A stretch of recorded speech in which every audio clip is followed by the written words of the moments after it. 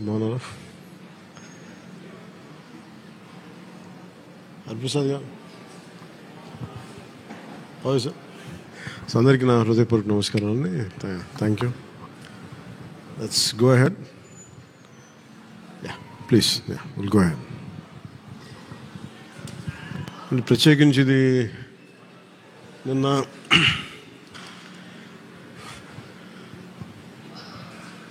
Post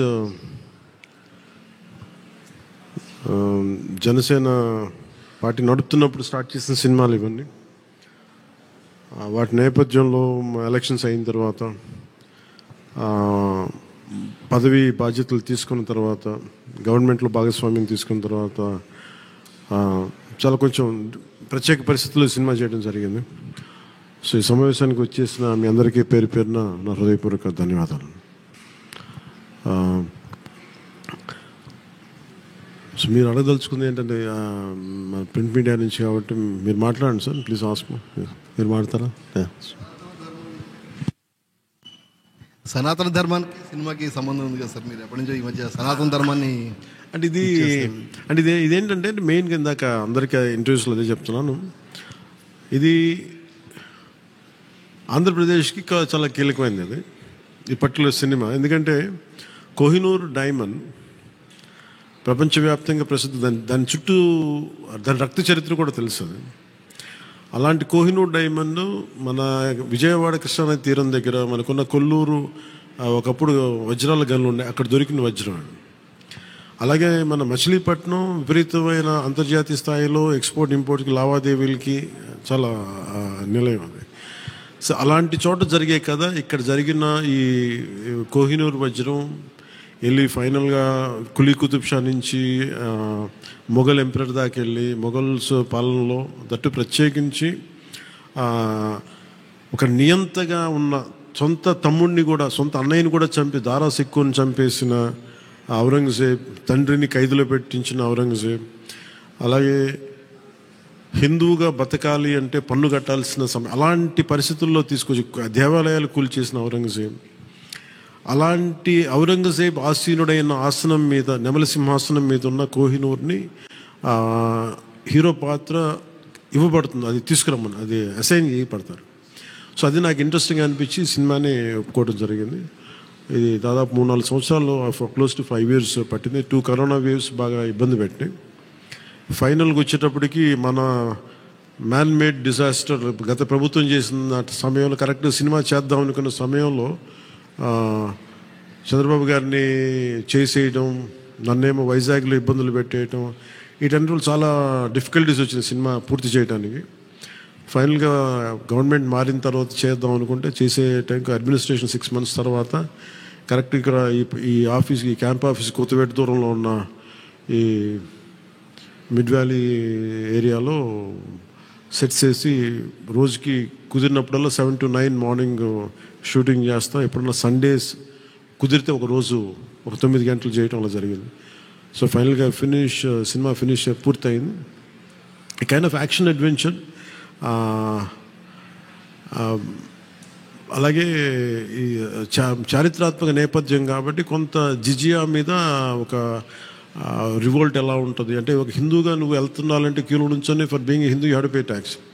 so అలాంటి interesting elements ఉన్నాయి. And it's more of a wholesome entertainer తప్ప దీంట్లో ఏ విధంగా పొలిటికలైజ్ అనేది ఏముండదు. ఇట్స్ ఫ్యామిలీ ఎంటర్టైనర్ కాదు. ఇది నేను చేయటం వల్ల దీనికి ఇంకేదైనా రంగులు ఆపాదించబడతాయో నాకు తెలియదు కానీ బట్ నేను మటు సినిమా చేసినప్పుడు it is beyond politics. So దాంట్లో ధర్మం అనేది ఒక ఎలిమెంట్.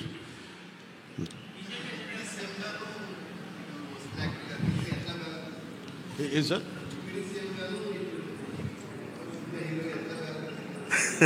Quiet challenge. ఇందాక కూడా ఎవరు ఇంటర్వ్యూలో అడుగుతూ ఉన్నారు, మీరు మేడం మీరేనా అడుగుతా అంటే సినిమాల్లోనూ ఒకటే చాయిస్ ఉంటుంది, either films or politics at this stage అంటే I said I opted for politics. I opted for not cinema, politics. So అందుకని నా ప్రయారిటీ పాలిటిక్సే అడ్మినిస్ట్రేషనే పెట్టి నాకంటూ కొంత టైం అనుకున్నప్పుడు దాన్ని బట్టికే కేటాయించడం జరిగింది. అట్లా సాధించాను. ఏ సినిమాకి చేయని విధంగా ఫస్ట్ టైం ప్రమోషన్స్లో దిగారు మీరు. అండ్ ఇది చాలా ప్రత్యేక పరిస్థితులు ఉన్నాయి సార్. నేను మామూలుగా అయితే చేయను. అంటే నా వల్ల నిర్మాతలు నష్టపోయారు. అది కూడా ఎలా నష్టపోయారు? ఒకటి కరోనా, రెండు న్యాచురల్ డిజాస్టర్, రెండు న్యాచురల్ డిజాస్టర్స్, ఇంకోటి man made disaster, administration disaster, ఇక్కడ పొలిటికల్ ఇది ఇక్కడ. సో మూడింటికి నిర్మాతలు బలైపోయారు. సో దానికి నేను ఒక నైతిక బాధ్యత వహించి లేట్ అయిపోయిన సినిమాని ప్రమోట్ చేయాల్సిన బాధ్యత నా మీద ఉంది. అంతేగాని ఎందుకంటే నాకు రెమ్యునేషన్ కూడా దీనికి అదే ఇంకా పొద్దున హిట్ అయితే నాకు తెలియదు. కానీ సో అలాంటి పరిస్థితుల్లో రిలీజ్ చేశాను. ఎందుకంటే ముందు సినిమా ఆడాలి, సినిమా రిలీజ్ అవ్వాలి, నిర్మాత బయటపడాలి అన్న సదుద్దేశం. అది కూడా ఏంటంటే నేను పాలిటిక్స్లో ఉండటం, గత ప్రభుత్వం చేసిన మ్యాన్ మేడ్ డిజాస్టర్స్, వీటన్నిటి వల్ల నలిగిపోయిన దానికి బలైపోయి నేను పాలిటిక్స్లో ఉన్నాను కాబట్టి బలైపోయారు కదా, ఇబ్బందులు పడ్డారు నిర్మాతలు. అందుకని వాళ్ళందరి తరపున నేను ఈ కనీసం ఈ ప్రమోషన్ చేయడం అనేది చాలా ఎసెన్షియల్ డ్యూటీ అనిపించింది నాకు. అంతమించి మామూలుగా అంత అవసరం ఉండేది కాదేమో. సార్ ఆ సినిమా తీసేటప్పుడు కొంత ఇబ్బందులు కూడా పడ్డట్టున్నారు మీరు. ఏంటి సార్? ఆ సినిమా తీసేటప్పుడు కొంత ఇబ్బందులు కూడా పడ్డట్టున్నారు, సమ్మర్లో కానీ నైట్ టైంలో షూటింగ్ చేయటం కానీ. అంటే ఎలా అంటే నేను ఇక్కడికి వెళ్ళి వైజాగ్లో అరెస్ట్ అయ్యి మళ్ళీ వచ్చి 4 రోజుల తర్వాత మళ్ళీ ఇలా చేశాను. అంటే అరెస్ట్ అంటే చూశారు కదా ఎలా పెట్టారు. అట్లాంటి పరిస్థితుల్లో మండు టెన్లో కానీ అంటే okay, that's part and parcel, there is no complaint about it. నాకేమనిపించిందంటే ఈ ఇబ్బందులు పడటం ఒకటిను, పార్టీని నడుపుతా ఏమాత్రం హోప్లెస్ పొలిటికల్ సిచ్యువేషన్లో ఉండి సినిమాలు చేస్తా, 10 రూపాయలకి 15 రూపాయలకి టికెట్లు ఏదైనా రిలీజ్ అయితే ఇబ్బందులు పెడతా, నాకు వీటన్నిటికీ దాటి అధిగమించి ఇక్కడ దాకా రావడం చాలా పెద్ద విజయం అనిపించింది. సో టఫ్ సిచ్యువేషన్ ఇక్కడ దాకా వచ్చి I'm grateful for the producers.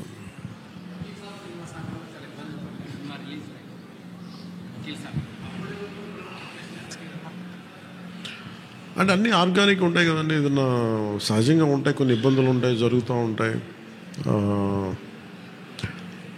అంటే నాకేంటంటే నేను సినిమాని ఇప్పుడు అంటే నేనది ఇప్పుడు మనం చాలాసార్లు నేను ప్రతి సభలో కూడా చెప్తాను, ప్రతి చిన్న పనికి కూడా ఒక చిన్నపాటి యుద్ధమే చేయాల్సి వస్తుంది.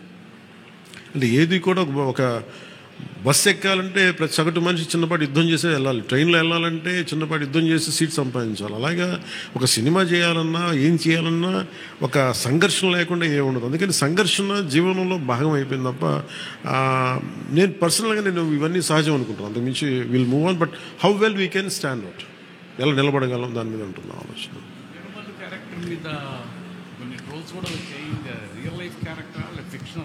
ఇది ఫిక్షన్ క్యారెక్టర్స్, అసలు వాళ్ళు ఎవరో మాట్లాడారు, నా దృష్టికి తీసుకొచ్చారు కానీ అసలు సంబంధం లేదు. అది సర్వాయి పాపన్న గౌడ్ అని చెప్పి అసలు సంబంధం లేదు, దానికి దీనికి అస్సలు సంబంధం.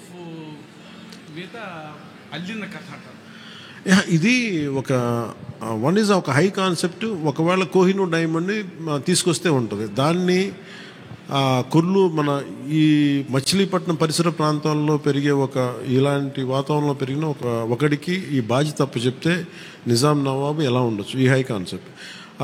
దీంట్లో ఎక్కడా కూడా అది ఒక ఫిక్షస్ క్యారెక్టర్ తప్ప దాన్ని ఎక్కడా కూడా అసలు చారిత్రాత్మక ఆధారాలు ఉన్న పాత్ర అసలు కాదు, ఫ్రమ్ డే 1 నుంచి. It's very quite created character. Sir Bheemla నాయక్కు సంబంధించి అప్పుడు టికెట్ రేట్లు తగ్గించారు, అయినా సరే హిట్ అయింది. కానీ ఇప్పుడు టికెట్ రేట్లు పెంచారు. అంటే ఆ రోజు టికెట్లు రేట్లు తగ్గిస్తే నిరుత్సాహపడలా, ఈరోజు టికెట్ రేట్లు పెరిగితే కూడా ఆనందించట్లా.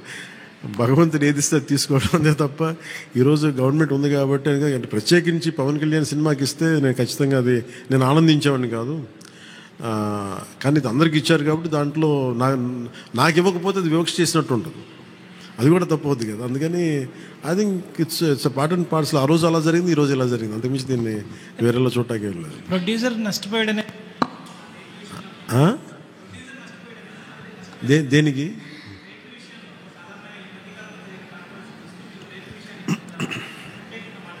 మళ్ళీ వినిపించట్లా?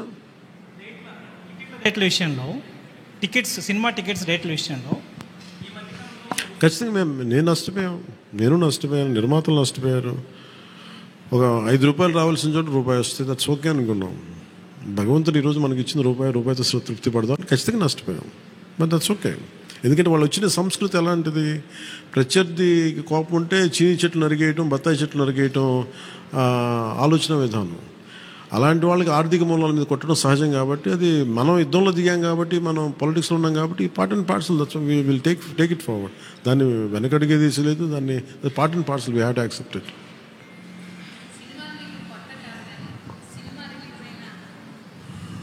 సినిమాలు మీకేం కొత్త కాదు, కానీ ఏ సినిమా రిలీజ్ అయినా అందరికీ కొంత నెర్వస్నెస్ ఉంటుంది. మీకు కూడా ఉంటుందా? నాకు నిండా మునిగినోడు చలి అని చెప్పాను. కానీ బాధ్యత ఉంటుంది. అంటే సినిమా బాగుందంటే ఆనందిస్తాను, బాగలేదంటే ఓకే ఏం కరెక్ట్ చేయాలని ఆలోచిస్తాను, అంతే తప్ప. ఎందుకంటే ఎందుకు నాకు నర్వస్నెస్ ఉంటుంది అంటే చేసేటప్పుడు చాలా ఒళ్ళు దగ్గర పెట్టుకుని చేస్తాను. నేను సినిమా బాగలేదని కూడా ముందే చెప్తుంటారు, బాగలేదు ఇబ్బందులు ఉన్నాయి చూసుకోండి. అందువల్ల నాకు ఏంటంటే నాకు గిల్ట్ ఉండదు బేసిక్గా.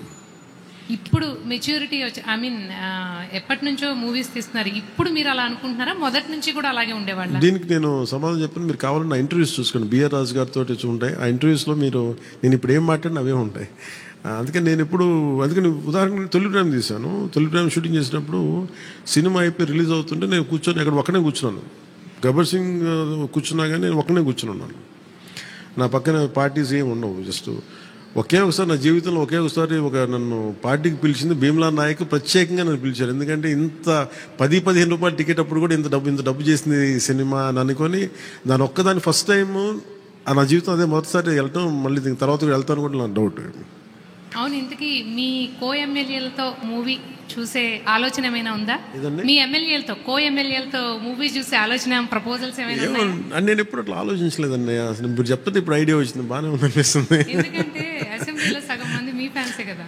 మేబీ మా ఎమ్మెల్యేస్ అందరికీ, మా కూటమి ఎమ్మెల్యేస్ అందరికీ ఖచ్చితంగా దీన్ని ప్రత్యేకమైన షో అయితే వేస్తే వాళ్ళు కోరుకుంటే ఖచ్చితంగా, అంటే నేను ప్రమోట్ చేసుకునే ఇబ్బందిగా ఉంటుంది కానీ ఖచ్చితంగా వాళ్ళందరూ అడిగితే మన హరిప్రసాద్ కానీ ఖచ్చితంగా I think will organise an exclusive screening for them. అందరికీ మనసులో ఉంది కానీ బయటకు అడగలేకపోతున్నారు. సో మీ ద్వారా వచ్చింది కాబట్టి ఖచ్చితంగా నేను అడ్రస్ చేస్తాను. Thank you.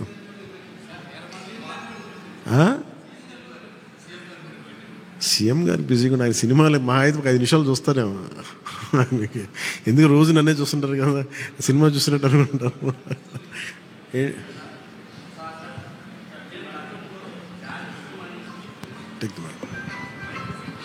హలో జానీ సినిమాని గతంలో మీరు డైరెక్ట్ చేసి ఆ టైంలో కొంత ఫ్లాప్ అనే ఇబ్బందికరమైనటువంటి వాతావరణాన్ని కలిగించుకున్నారు. ఈ సినిమాలో మీరు లాస్ట్ క్లైమాక్స్ మీరే డైరెక్ట్ చేశారని చెప్పేసి చెప్తున్నారు. దానికి అప్పటికి ఇప్పటికీ ఏంటి ఎలాంటి చేంజ్ మీరు గమనించారు? అలాగే అంటే నేను జానీ నిన్న కూడా చెప్పాను. అంటే నాకు ఏమనిపించిందంటే ఒక సినిమా తీసేటప్పుడు చాలా నలుగుతా ఉండే.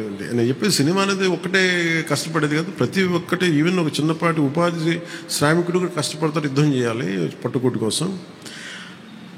సినిమా ఏంటంటే చాలామంది డబ్బులు చాలా గ్లామరస్గా కనిపిస్తుంది ఫిల్మ్ ఇండస్ట్రీ. దానికి నేను ఒక చిరంజీవి గారు లాంటి అన్నయ్య ఉండి, నేను సక్సెస్ఫుల్ అయిన యాక్టర్గా ఉండి, ఖుషి తర్వాత వరుసగా విజయాల తర్వాత కూడా ఒక జానీ అనే సినిమాని నేను డైరెక్ట్ చేసేది ఆడకపోయిన వెంటనే ఒక 5 రోజులు 10 రోజులు నెల రోజుల తర్వాత ఫస్ట్ షో పడింది. ఇది బాగలేదు అనగానే వెంటనే మొత్తం ఫైనాన్షియర్స్, డిస్ట్రిబ్యూటర్స్ అందరూ నా ఇంటి మీదకి వచ్చేసారు. మాకు డబ్బులు రావట్లేదు, ఇప్పుడు ఏం చేస్తాం? నా క్వశ్చన్ ఏముందంటే, మీకు డబ్బులు ఇచ్చినప్పుడు నాకు ఎప్పుడు ఎక్స్ట్రా ఇవ్వలేదు కదా, ఇప్పుడు డబ్బులు పోయినప్పుడు అది ఉండదు అక్కడ. సో నేను కంప్లైంట్ చేయట్లేదు. అంటే నాకు ఏమనిపించిందంటే, ఫస్ట్ టైం నాకు చాలా ఒక కాలంలో చెప్పిన అన్ని బంధాలు ఆర్థిక బంధాలు నాకు అది గుర్తొచ్చింది. నేను ఆ రోజు మొత్తం నా రెమ్యునరేషన్ తీసుకోలేదు, ఇచ్చేసాను. నాకేమనిపించిందంటే ఒంటరితనం అనిపించాను. అంటే ఇప్పుడు ఎలా ఉంది అంటే, గత ప్రభుత్వం చేసిన ఒక దుర్మార్గాలన్నీ నేను చేసేసి అందరూ నిందిస్తుంటే నేను ఎంత బాధపడాలో, సినిమా ఫ్లాప్ అయితే నన్ను బాధపడమని అందరూ అలా చెప్తాను. నా ఉద్దేశం ఏంటంటే, సినిమా చేసాం, బాగలేదు, ఆడలేదు అంతే. కానీ దానికి ఏంటి ఏదో ఒక కొంపలంతా మునిగిపోయినట్టు ఇలా మొక్కలు పెట్టుకున్నారండి. అందరూ డీలా అయిపోయి ఓకే నష్టపోతే ఎంత నష్టపోయింది చూద్దామని చెప్పి ఫైనల్ నేను ఏం చేయగలిగింది, బాబు నాకు ఇచ్చిన రెమ్యునరేషన్ ఇది, నాకు రూపాయి వద్దు తీసుకోండి అని చెప్పి నేను ఇంకో 15 లక్షల అప్పు నేను తీసుకున్నాను. దాని తర్వాత ఇంకోళ్ళ దగ్గర ఆ అనుభవం నన్ను చాలా బలమైన వ్యక్తం చేసింది. ఆ ఒక్క జానీ ఫెయిల్యూర్ నాకు ఎంత హెల్ప్ చేసిందంటే పాలిటిక్స్లో హెల్ప్ చేసింది. నేను 2019లో ఓడిపోతే మళ్ళీ నాకు అదే గుర్తొచ్చింది. నేను ఎలా సర్వైవ్ అయ్యానప్పుడు failure is a part and parcel of growth. అది నాకు బాగా బలం ఇచ్చి నిన్న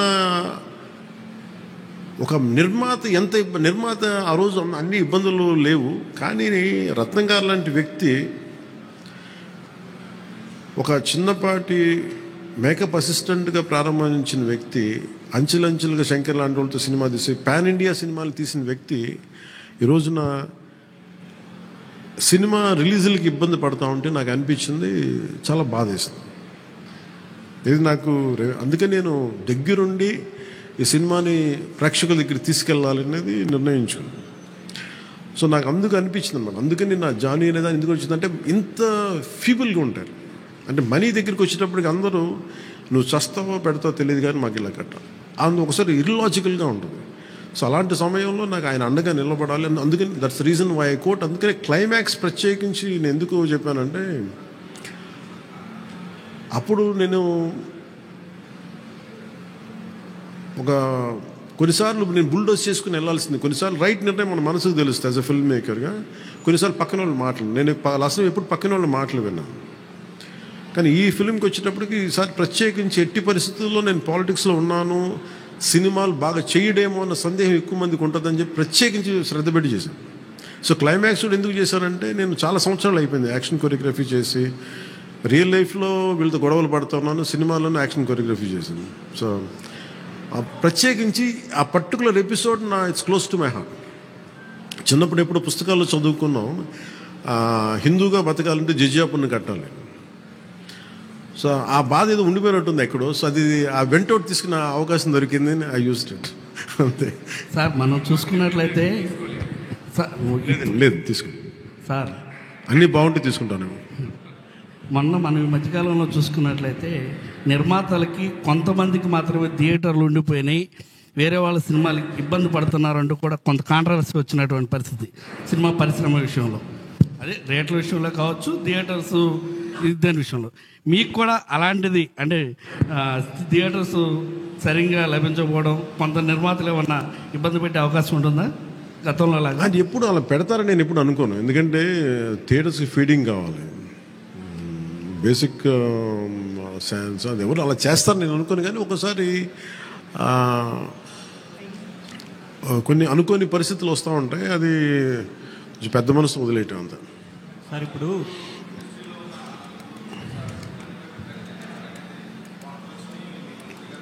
నేను ఎప్పుడు అనలేదు ఆ మాట. నేను అన్నారా, రాశారా? Okay, welcome. So thank you sir. Ma'am, this movie is going to be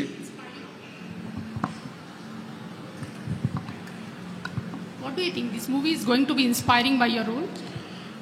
అంటే ఇన్స్పైరింగ్ ఇవన్నీ నేను చెప్పలేను, కానీ I feel it is a wholesome entertainer. Once you get in to screen, it will entertain you, it will hold on to you, and it will by the time you come out of theatre, you'll feel good about the film. That's what I felt. Maybe I hope the experience will be the same to everybody. Yes sir. Part 2 20% shooting chesam. We had done 20 to 30%.